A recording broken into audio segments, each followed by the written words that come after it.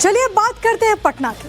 ये जो आप चेहरे देख रहे हैं ये वो पुलिसकर्मी हैं जिनको शर्म नहीं आती, क्योंकि नीट छात्रा से रेप और मर्डर के इस मामले में जो बड़ा अपडेट सामने आया है वो लापरवाही को उजागर करता है। अब तक रेप की धाराओं में एफआईआर दर्ज हुई ही नहीं है। एफएसएल रिपोर्ट आने के बाद सवालों में कई अफसर आ गए। पटना पुलिस के कई अफसरों की लापरवाही सामने आई। जिस तरह से इस पूरे मामले को डिरेल करके दबाने की जो पुलिस ने साजिश की उसकी परतें भी खुलती जा रही। कई ऐसे सवाल हैं जिनका जवाब अब तक पुलिस के पास भी नहीं है। ऐसे में सबसे अहम ये है कि ऐसे संगीन मामले को दबाकर पुलिस किसे बचाना चाह रही थी।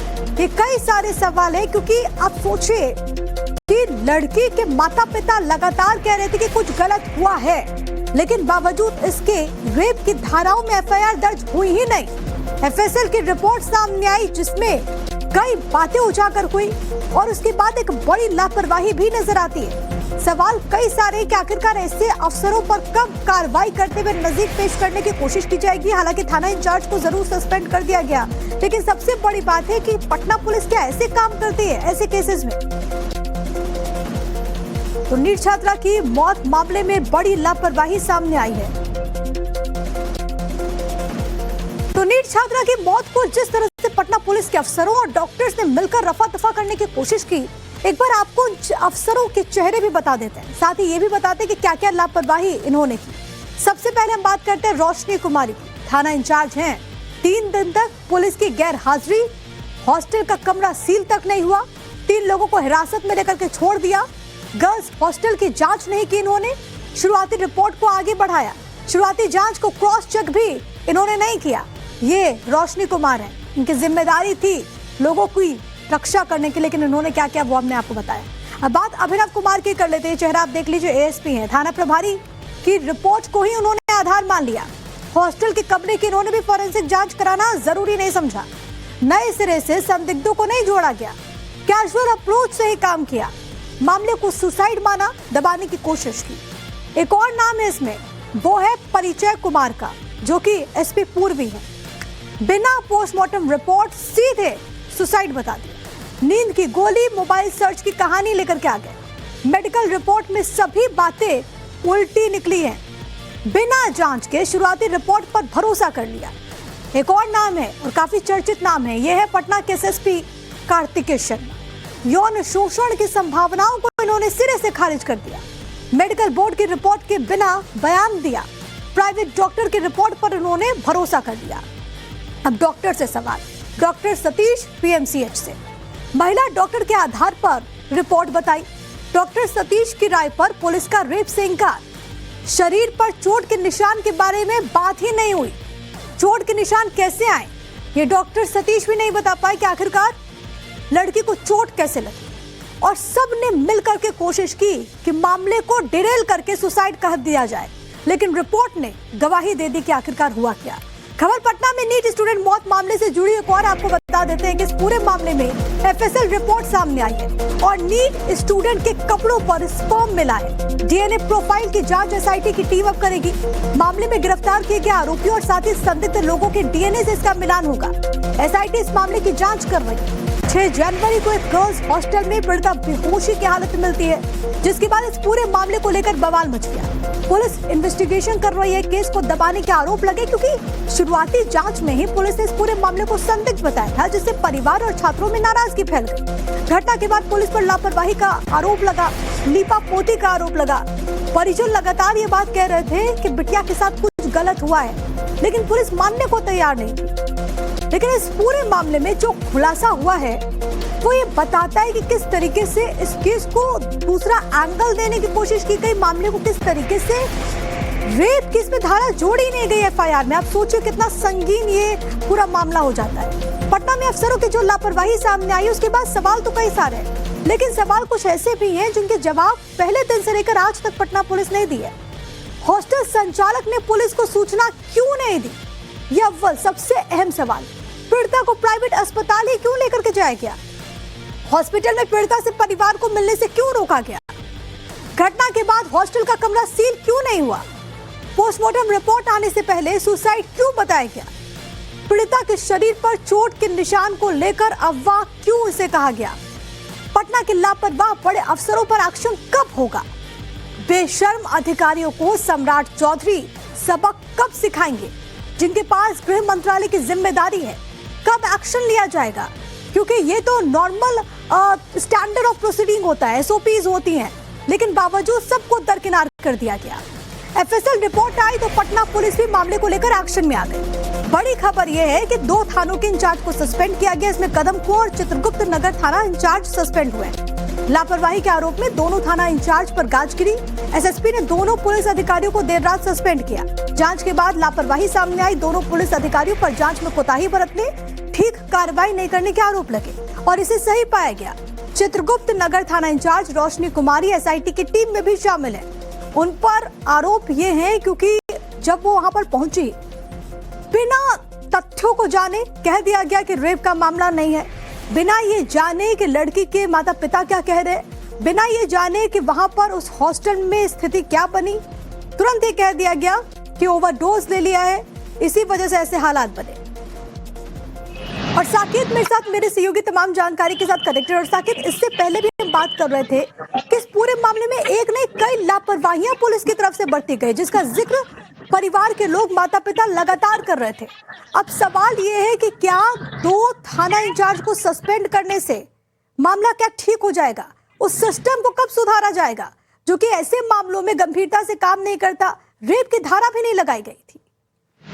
देखिए, बिल्कुल बहुत गंभीर सवाल उठे हैं, क्योंकि जो एफएसएल की रिपोर्ट सामने आई है और जिस तरह से एफएसएल के रिपोर्ट में ये साबित हुआ है कि उस लड़की के कपड़ों पर स्पर्म मिले हैं, तो ऐसे में गंभीर ये विषय बनता है। क्योंकि पुलिस ने सबसे पहले जो बयान आया था एएसपी का, उस दौरान उन्होंने ये बात कही थी कि जो छात्रा की मौत हुई है वो दवा के ओवरडोज से हुई है। बिना किसी जांच पड़ताल के अगर पुलिस इस तरह से कोई भी गंभीर मामले के निष्कर्ष पर पहुंच जाती है और इस तरह से एएसपी के तरफ से इस तरह का बयान आना, ये अपने आप में बड़ा सवाल उठाता है।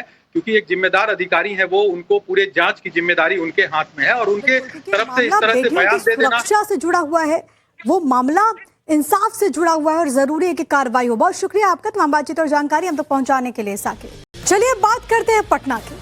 ये जो आप चेहरे देख रहे हैं, ये वो पुलिसकर्मी है जिनको शर्म नहीं आती, क्योंकि नीट छात्रा से रेप और मर्डर के इस मामले में जो बड़ा अपडेट सामने आया है वो लापरवाही को उजागर करता है। अब तक रेप की धाराओं में एफआईआर दर्ज हुई ही नहीं है। एफएसएल रिपोर्ट आने के बाद सवालों में कई अफसर आ गए। पटना पुलिस के कई अफसरों की लापरवाही सामने आई। जिस तरह से इस पूरे मामले को डिरेल करके दबाने की जो पुलिस ने साजिश की, उसकी परतें भी खुलती जा रही। कई ऐसे सवाल है जिनका जवाब अब तक पुलिस के पास भी नहीं है। ऐसे में सबसे अहम यह है कि ऐसे संगीन मामले को दबाकर पुलिस किसे बचाना चाह रही थी? ये कई सारे सवाल है, क्योंकि आप सोचिए कि लड़की के माता पिता लगातार कह रहे थे कि कुछ गलत हुआ है, लेकिन बावजूद इसके रेप की धाराओं में एफआईआर दर्ज हुई ही नहीं।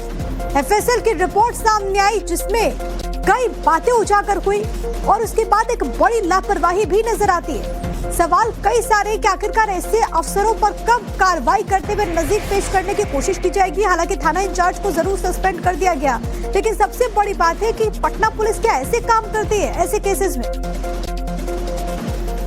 तो नीट छात्रा की मौत मामले में बड़ी लापरवाही सामने आई है। तो नीट छात्रा की मौत को जिस तरह से पटना पुलिस के अफसरों और डॉक्टर्स ने मिलकर रफा दफा करने की कोशिश की, एक बार आपको अफसरों के चेहरे भी बता देते हैं, साथ ही ये भी बताते हैं कि क्या क्या लापरवाही इन्होंने की। सबसे पहले हम बात करते हैं रोशनी कुमारी की। थाना इंचार्ज हैं। 3 दिन तक पुलिस की गैर हाजिरी, हॉस्टल का कमरा सील तक नहीं हुआ, 3 लोगों को हिरासत में लेकर के छोड़ दिया, गर्ल्स हॉस्टल की जांच नहीं की इन्होंने, शुरुआती रिपोर्ट को आगे बढ़ाया, शुरुआती जांच को क्रॉस चेक भी इन्होंने नहीं किया।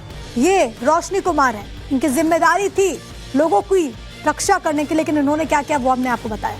अब बात अभिनव कुमार की कर लेते हैं। चेहरा आप देख लीजिए, एएसपी हैं। थाना प्रभारी की रिपोर्ट को ही उन्होंने आधार मान लिया। हॉस्टल के कमरे की इन्होंने भी फॉरेंसिक जांच कराना जरूरी नहीं समझा। नए सिरे से संदिग्धों को नहीं जोड़ा गया, कैजुअल अप्रोच से ही काम किया।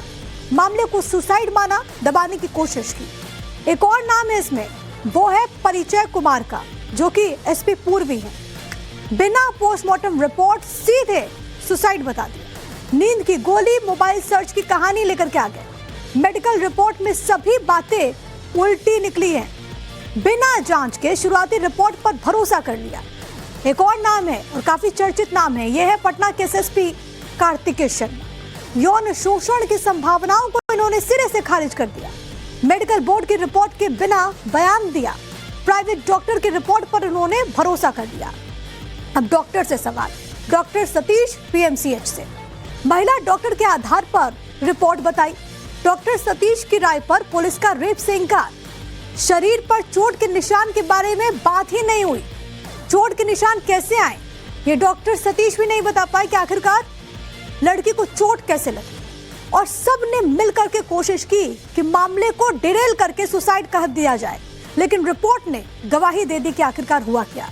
खबर पटना में नीट स्टूडेंट मौत मामले से जुड़ी एक और आपको बता देते हैं कि इस पूरे मामले में एफएसएल रिपोर्ट सामने आई है और नीट स्टूडेंट के कपड़ों पर स्पर्म मिला है। डीएनए प्रोफाइल की जांच एसआईटी की टीम अब करेगी। मामले में गिरफ्तार किए गए आरोपियों और साथ ही संदिग्ध लोगों के डीएनए से इसका मिलान होगा। एसआईटी इस मामले की जांच कर रही है। 6 जनवरी को एक गर्ल्स हॉस्टल में पीड़िता बेहोशी की हालत में मिलती है, जिसके बाद इस पूरे मामले को लेकर बवाल मच गया। पुलिस इन्वेस्टिगेशन कर रही है। केस को दबाने के आरोप लगे क्योंकि शुरुआती जांच में ही पुलिस ने इस पूरे मामले को संदिग्ध बताया था, जिससे परिवार और छात्रों में नाराजगी फैल गई। घटना के बाद पुलिस पर लापरवाही का आरोप लगा, लीपापोती का आरोप लगा। परिजन लगातार ये बात कह रहे थे कि बिटिया के साथ कुछ गलत हुआ है, लेकिन पुलिस मानने को तैयार नहीं थी। लेकिन इस पूरे मामले में जो खुलासा हुआ है वो ये बताता है कि किस तरीके से इस केस को दूसरा एंगल देने की कोशिश की गई। मामले को किस तरीके से रेप केस में धारा जोड़ी नहीं गई एफआईआर में। आप सोचिए कितना संगीन ये पूरा मामला हो जाता है। पटना में अफसरों की जो लापरवाही सामने आई, उसके बाद सवाल तो कई सारे हैं, लेकिन सवाल कुछ ऐसे भी हैं जिनके जवाब पहले दिन से लेकर आज तक पटना पुलिस नहीं दी है। हॉस्टल संचालक ने पुलिस को सूचना क्यों नहीं दी, यह अव्वल सबसे अहम सवाल। पीड़िता को प्राइवेट अस्पताल ही क्यों लेकर के जाया गया? हॉस्पिटल में पीड़िता से परिवार को मिलने से क्यों रोका गया? घटना के बाद हॉस्टल का कमरा सील क्यों नहीं हुआ? पोस्टमार्टम रिपोर्ट आने से पहले सुसाइड क्यों बताया गया? पीड़िता के शरीर पर चोट के निशान को लेकर अफवाह क्यों इसे कहा गया? पटना के लापरवाह बड़े अफसरों पर एक्शन कब होगा? बेशर्म अधिकारियों को सम्राट चौधरी सबक कब सिखाएंगे?